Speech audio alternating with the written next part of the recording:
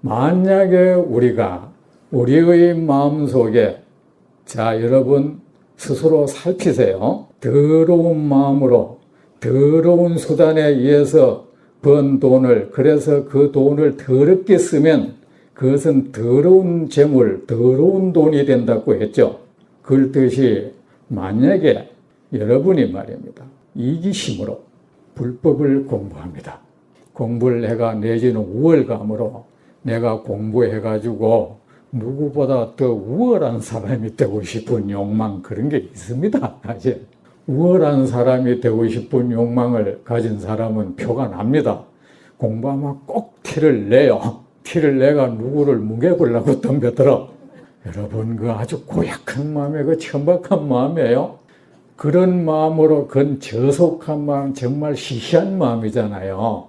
그런 이기심 하나로, 이기심은 내가 특별한 사람이 되고 싶다, 남다른 사람이 되고 싶다, 남보다 우월한 사람이 되고 싶다, 이런 마음으로 가지고 공부를 했다. 그런 마음으로 그 사람이 경전을, 그 사람이 금강경을 본다. 그 사람이 금강경 보면은 그 사람이 보는 그 금강경은 소승경전이 되는 거야. 아셨죠? 그 사람이 화엄경을 보면 그 화엄경은 소승경전이 되는 거예요. 그 사람이 아함경을 공부하면 그 사람이 보는 아함경은 소승경전이 되는 거야. 아주 이기심으로 가득 찬 사람에게 그거는 이기심을 충족시키는 경전밖에 되지 않아. 똑같은 물건도 그래요. 돈은 그렇지만 어떤 이기심 가득한 사람의 손에 들어가 버리면 그 돈은 그 이기심을 충족시켜주는 것밖에 아무 구실 못하잖아. 부처님 법도 마찬가지예요. 온갖 차별심, 누구한테 우열을 따지는 사람, 이기심 가득한 사람이 그 공부를 하면 그 경전, 그 모든 부처님의 가르침은 그 이기심을 충족시켜주는 역할 이외에 아무것도 못하는 거야, 이게.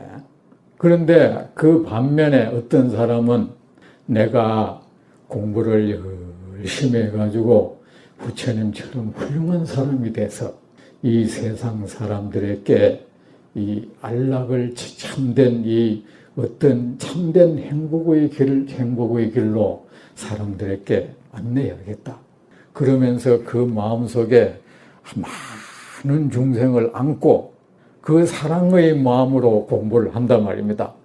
경쟁심으로 공부하는 게 아니고, 경쟁심으로 공부하는 사람, 불법 공부하는 사람 많아요.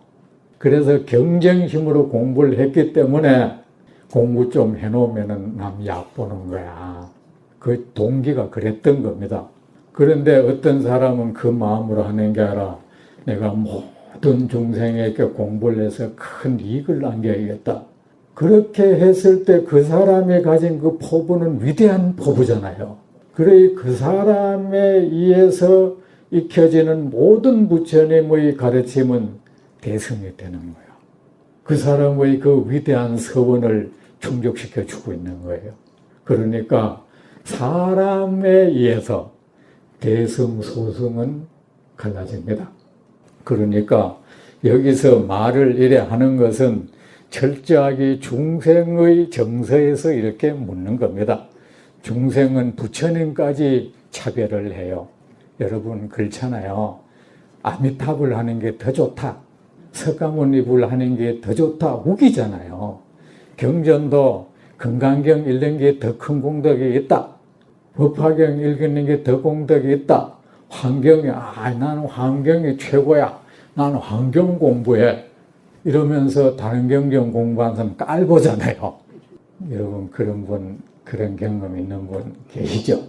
여러분 그 불교에서 말하는 수미산, 지금 이제 여기서 알아두세요. 큰 그 수미산이라는 말 하죠. 수미산은 한없이 큰 것을 가리키는 말입니다. 한없이 큰 것, 그것을 수미산이라 해요. 수미산이 아니라 산이라는 것이 큰 것을 우리가 산을 넘는다, 큰 산을 넘어야 된다 이런 말 하잖아, 그죠? 그럴 때 수미산은 큰 것, 큰 세계. 수미산은 큰 것이고 미진이라는 말 하죠. 그 미진수 이 세계는 미진으로 이루어졌다 그런 말 들어보셨죠? 그 미진이라는 것은 뭐냐 하면은 한없이 작은 것. 여러분 우리가 불교를 자꾸 이 과학적인 그 용어에 그 비대해서 설명하려 하지 마세요. 불교가 과학적인 것이 아니고 과학이 불교적이어야지. 그죠?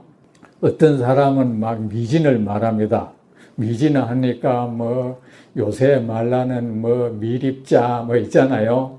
원자, 분자 이런 데 해당된다 그런 것이 아니고 수미산이라는 것은 그 크기를 측량할 수 없는 정도의 큰 것을 수미산이라 해요. 그리고 측량이 되면 수미산이 아닌 거예요. 그리고 미진이라는 것은 측량할 수 없이 작은 것이에요.